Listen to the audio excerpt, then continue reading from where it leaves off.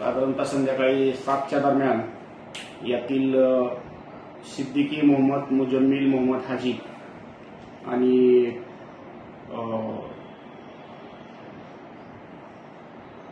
मोहम्मद शकील मोहम्मद हाजी हे दोघंजण रस्त्यावरून जात असताना त्यांची गावातीलच 2 व्यक्ती आहेत त्यांच्यासोबत गाडीचा धक्का लागण्याच्या कारणावरून भांडण झालं।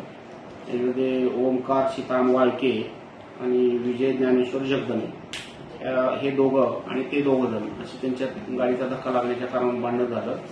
त्या भांडणाच्या कारणावरून संध्याकाळी रात्री परत यातील या 2 आरोपींनी यातील सिद्दीकी मोहम्मद मुजम्मिल मोहम्मद हाजी आणि मोहम्मद शकील हाजी या दोघांना मारहाण केली।